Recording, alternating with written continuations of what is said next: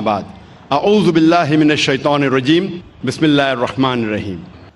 میرے محترم بزرگوں، میرے عزیز بھائیوں اور بہنوں، اور پیس ٹی وی پہ لائیو دیکھنے والے کروڑوں ناظرین، السلام علیکم ورحمۃ اللہ وبرکاتہ۔ نماز پڑھنے کے جو اہم رکن ہیں وہ قرآن مجید میں کا ذکر آتا ہے اور باقی کا ذکر آتا ہے حدیث میں، لیکن قرآن کے ذریعے ہمیں پتہ لگتا ہے کہ قرآن مجید میں اللہ سبحانہ وتعالیٰ فرماتے ہیں سورہ بقرہ میں سورہ نمبر 2 آیت نمبر 144 144 اللہ فرماتے ہیں کہ جب بھی آپ نماز کے لیے کھڑے ہوتے ہیں، صلاح کے لیے کھڑے ہوتے ہیں، اپنا رخ مسجد حرام کی طرف کرو۔ Turn your face toward the sacred mosque. جدھر بھی آپ ہے اپنا رخ، اپنا چہرہ مسجد حرام کی طرف کرو۔ یہ ہمارے لیے قبلہ ہے، کعبہ ہمارا قبلہ ہے۔ نماز پڑھتے وقت ہمیں رخ کرنا چاہیے مسجد حرام کی طرف، یہ فرض ہے۔ اللہ تعالیٰ فرماتے ہیں سورہ بقرہ میں سورہ نمبر 2 آیت نمبر 238 میں 238 اللہ تعالیٰ فرماتے ہیں کہ جب بھی آپ صلاح کے لیے کھڑے رہو تو stand with a ڈیوٹ frame of mind. آپ جب کھڑے ہوتے ہیں، عربی میں لفظ آتا قانتین، کہ اپنے ڈیوٹ فریم آف مائنڈ کے ساتھ آپ نماز پڑھو۔ اللہ فرماتے ہیں سورہ ہجر میں سورہ نمبر 15 آیت نمبر 87 میں کہ اللہ has sent، اللہ نے نازل کیا ہے 7 آیتیں جو ہمیشہ دہرائی جاتی ہے، اور قرآن عظیم۔ جب قرآن مجید میں اس کا ذکر آتا ہے 7 آیتیں جو ہمیشہ دہرائی جاتی ہے، اس کا مطلب ہے سورہ فاتحہ۔ سورہ فاتحہ میں 7 آیتیں ہیں، تو قرآن میں اللہ تعالیٰ ذکر کرتے ہیں سورہ فاتحہ کے بارے میں، اور عظیم قرآن۔ سورہ فاتحہ کے علاوہ باقی حصہ جو قرآن کا ہے اسے کہا جاتا ہے قرآن عظیم۔ تو سورہ فاتحہ کا ذکر آتا ہے قرآن مجید میں سورہ ہجر میں سورہ نمبر 15 آیت نمبر 87 میں۔ اور اللہ تعالیٰ قرآن مجید میں کہتے ہیں کہ صلاح میں آپ کو رکوع کرنا ضروری ہے، اور رکوع لفظ قرآن مجید میں کم سے کم 13 بار آیا ہے، اور صلاح کا اہم رکن جو ہے وہ سجدہ ہے۔ اپنے ماتھے کو زمین پہ ٹیکنا کہتے ہیں سجدہ، اور سجدہ کا لفظ قرآن مجید میں 92 ٹائمز آیا ہے، قرآن مجید 92 ٹائمز۔ اور اللہ تعالیٰ فرماتے ہیں سورہ ال-عمران میں سورہ نمبر 3 آیت نمبر 43 میں، یہاں مریم مقنت لربی کی وسجدی ورقی ما یا رقین، کہ اے مریم آپ اللہ کی عبادت کرو اور سجدہ کرو اور رکوع کرو ان لوگوں کے ساتھ جو رکوع کر رہے ہیں۔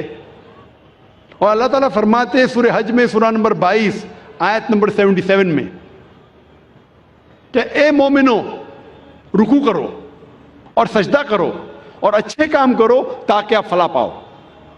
تو کئی بار قرآن مجید میں کہا گیا رکوع کے بارے میں اور سجدے کے بارے میں۔ اور اس کے علاوہ قرآن مجید میں کئی بار کہا گیا اطیعوا اللہ واطیعوا الرسول، اللہ کی اطاعت کرو اور اللہ کے رسول کی اطاعت کرو۔ کئی بار قرآن مجید میں آتا ہے۔ سورہ ال-عمران سورہ نمبر 3 آیت نمبر 32، سورہ ال-عمران سورہ نمبر 3 آیت نمبر 132، سورہ نساء سورہ نمبر 4 آیت نمبر 59، سورہ مائدہ سورہ نمبر 5 آیت نمبر 92، سورہ انفال سورہ نمبر 8 آیت نمبر 1، سورہ انفال سورہ نمبر 8 آیت نمبر 20، سورہ انفال سورہ نمبر 8 آیت نمبر 46، سورہ نور سورہ نمبر 24 آیت نمبر 56، سورہ نور سورہ نمبر 24 آیت نمبر 54، سورہ محمد سورہ نمبر 47 آیت نمبر 33، سورہ مجادلہ سورہ نمبر 58 آیت نمبر 13، سورہ تغابن سورہ نمبر 64 آیت نمبر 12۔ کم از کم قرآن مجید میں 12 جگہ کہا گیا ہے اطیعوا اللہ واطیعوا الرسول، اللہ کی اطاعت کرو، اللہ کے رسول کی اطاعت کرو۔ اس کا مطلب اللہ کے علاوہ جو بھی اللہ کے رسول فرماتے ہیں، حکم کرتے ہیں، ہمارے لیے فرض ہے کہ اسے ہم مانیں۔ تو صلاح کی باقی رکن باقی چھوٹی چیزیں کس طریقے سے پڑھی جاتی ہے وہ ذکر آتا ہے حدیث میں. جب اللہ کے رسول کی صحیح حدیث پڑھیں گے تو باقی چیز ہمیں ملتی ہے. اور اللہ کے رسول فرماتے ہیں صحیح بخاری میں جلد نمبر 1 کتاب الآذان چیپٹر نمبر 18 حدیث نمبر 604 میں پرے ایز یو سی می پرے، نماز پڑھو جس طریقے سے آپ مجھے پڑھتے ہوئے دیکھ رہے ہیں. اور یہ حدیث دہرائی گئی ہے کئی جگہ، یہ دہرائی گئی ہے صحیح بخاری میں جلد نمبر 9 میں حدیث نمبر 352 جہاں اللہ کے رسول فرماتے کہ نماز پڑھو اس طریقے سے جس طریقے سے آپ مجھے پڑھتے ہوئے دیکھ رہے ہیں. تو باقی چیز نماز کے بارے میں ہمیں ملتی ہے اللہ کے رسول کی صحیح حدیثوں میں. اللہ فرماتے ہیں سورہ داریات میں سورہ نمبر 51 چیپٹر 51 ورس نمبر 56 ورس 56 وما خلقت الجن والانس الا لیعبدون. اللہ سبحانہ و تعالیٰ نے جن اور انسان کو اسی لیے بنایا ہے تاکہ وہ اللہ کی عبادت کرے. اللہ نے جن اور انسان کو صرف اور صرف اسی لیے بنایا تاکہ وہ اللہ کی عبادت کرے. یہ لفظ عبادت آتا ہے عربی لفظ عبد سے جس کے معنی ہے بندہ، بندگی، اور سارے انسان اللہ کے بندے ہیں. ہمیں فرض ہے کہ ہم ہمارے خالق، ہمارے رب اللہ سبحانہ و تعالیٰ کی عبادت کریں. کئی مسلمانوں کو غلط فہمی ہے کہ صلاح ہی صرف اللہ کی عبادت ہے. صلاح اللہ کی ایک اہم عبادت ہے، سب سے بہترین، لیکن صرف صلاح عبادت نہیں. عبادت کے معنی عبد، بندگی، اللہ کا کہنا ماننا. جب ہم اللہ کا حکم مانتے ہیں تو ہم اللہ کی عبادت کر رہے ہیں. اللہ جس چیز سے ہمیں روکتا ہے ہم اس سے پرہیز کرتے ہیں، ہم اللہ کی عبادت کر رہے ہیں. لیکن سب سے بہترین عبادت ہے صلاح. اور جو انسان صلاح نہیں پڑھتا ہے، صلاح نہیں پڑھنے کے کئی نقصانات ہیں. جو انسان صلاح نہیں پڑھتا اس کا ایمان کمزور ہوتا ہے. ہو سکتا ہے کہ وہ اپنا ایمان بھی گوائے. انسان سوچنے لگتا ہے کہ میرے پاس پیسہ ہے، میرے پاس دولت ہے، عیش ہے، آرام ہے، اللہ سے دور جاتا ہے. صلاح نہیں پڑھتا ہے اور دور جاتا ہے. صلاح نہیں پڑھنے سے آپ کی زندگی میں ڈسپلن نہیں آتا ہے. ہو سکتا ہے کوئی شخص مجھ سے پوچھے گا، میں کئی لوگ کو جانتا ہوں جو صلاح نہیں پڑھتے لیکن ایک دم پابند ہے، اپوائنٹمنٹ کے پابند ہے، ڈسپلن ہے. میں جانتا ہوں کئی مسلمان جو صلاح نہیں پڑھتے لیکن ڈسپلن ہے. کئی غیر مسلمان ہیں جو صلاح نہیں پڑھتے لیکن ایک دم ڈسپلنڈ ہے. اپوائنٹمنٹ دیں گے برابر اس وقت پہ موجود رہیں گے. یہ ڈسپلن کا ذکر ہی نہیں کر رہا ہوں، میں اعلیٰ درجے کی ڈسپلن کی بات کر رہا ہوں. یہ تو نیچے درجے کا ڈسپلن ہے. اور آپ کبھی بھی دیکھیں گے اپوائنٹمنٹ کے بارے میں، اگر کوئی شخص اپنے ملازم کو اپوائنٹمنٹ دے رہا ہے تو اکثر وہ اگر اپوائنٹمنٹ کے پابندی بھی نہیں کریں گا اسے کوئی فرق پڑتا نہیں. میرا ملازم ہے، میں آدھا گھنٹہ لیٹ جاؤں، کیا فرق پڑتا ہے؟ کیونکہ وہ اس سے نیچا ہے. اپوائنٹمنٹ دے 10 بجے کا، آپ پہنچے 10:15 کو پہنچے، 10:30 کو پہنچے، 11 بجے نہیں بھی پہنچے، ملازم ہے، کوئی فرق پڑتا نہیں. اگر آپ اپنے بزنس پارٹنر کو اپوائنٹمنٹ دے رہے، آپ کوشش کریں گے ٹائم پہ رہیں گے. میں میرے بزنس پارٹنر کو تکلیف نہیں دینا، اپوائنٹمنٹ کے ٹائم پہ رہیں گے. جس کو آپ سمجھتے ہیں کہ بہت مشہور اور عزت والا ہے، اگر آپ منسٹر کا اپوائنٹمنٹ لیں گے تو کیا کریں گے؟ 10 منٹ ٹائم کے پہلے پہنچیں گے، آدھا گھنٹہ پہلے پہنچیں گے. اگر وزیر اعظم کا اپوائنٹمنٹ لیں گے آپ ڈریں گے کہ اپوائنٹمنٹ چھوٹنے جائے گا تو آدھا گھنٹہ پہلے پہنچیں گے، 1 گھنٹہ پہلے پہنچیں گے. یہ انسان کی فطرت ہے.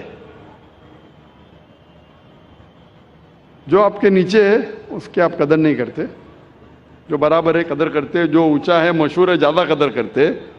اس لحاظ سے اگر مان لو یہ چیز صحیح ہے، مان لو کہ یہ اپوائنٹمنٹ کا طریقہ صحیح ہے کہ اگر ٹکر کا ہے تو میں ٹائم پہ جاؤں، زیادہ اونچا ہے تو اور احتیاط رکھو. جب آپ کا اپوائنٹمنٹ آپ کے رب کے ساتھ ہے تو کتنی پابندی آپ کو کرنا چاہیے. اور رب کا مقابلہ مخلوق سے کر ہی نہیں سکتے. اگر وزیر کو ملنے کے لیے اتنی پابندی کر رہے تو اپنے رب کو ملنے کے لیے کتنی پابندی کرنا چاہیے آپ کو؟ رب کا مقابلہ وزیر سے ہو ہی نہیں سکتا ہے. وَلَمْ يَكُنْ لَهُ كُفُوًا أَحَدٌ، اس کے جیسا کوئی نہیں ہے. تو میں اس اپوائنٹمنٹ کی بات کر رہا ہوں، اونچے درجے کی. اگر صلاح سے دور رہیں گے تو آپ کی زندگی میں ڈسپلن آئیں گا ہی نہیں. جب وزیر آپ کا تھوڑا فیور کرتا ہے تو آپ ہل جاتے ہیں، اس کے لیے کچھ بھی کرنے کو تیار ہے. ہمارا خالق آپ کو زندگی دی ہے، ہمیں زندگی دی ہے، ہمیں اتنے نعمت دی ہے، ہم کتنا شکر ادا کرتے. اور جو سب سے بہترین نعمت ہے وہ تو ہم کبھی سوچتے بھی نہیں. میں آپ سے پوچھنا چاہتا ہوں کہ سب سے بہترین نعمت کیا ہے جو ضروری ہے آپ کے لیے جینے کے لیے؟ کیا ہے؟ کیا ہے؟ ہوا. شاید آپ نے تقریر سن چکے پہلے. ہاں، میں پوچھنا چاہتا ہوں کتنے لوگ ہمارے خالق کا شکریہ ادا کرتے کہ ہوا جو ہمیں چند منٹوں کے لیے نہیں ملیں گی تو مر جائیں گے. چند منٹوں کے لیے ہوا نہیں ملیں گی، ہم بولتے یا رب شکریہ، آپ نے ہمیں گھر دیا، آپ نے ہمیں گاڑی دی. کتنے لوگ شکریہ ادا کرتے پانی کے لیے، کتنے لوگ شکریہ ادا کرتے ہوا کے لیے. یہ جینے کے لیے ضروری ہے. جب میں نے میرے بچوں سے کمپٹیشن لگائی کہ سب سے زیادہ آپ کیا شکر ادا کریں گے اللہ کا، تو ایک سے بڑھ کر ایک جواب تھا. میری چھوٹی بیٹی رشدہ نے کہا سب سے بہترین میں شکریہ ادا کروں گی اللہ نے ہمیں ایمان دیا.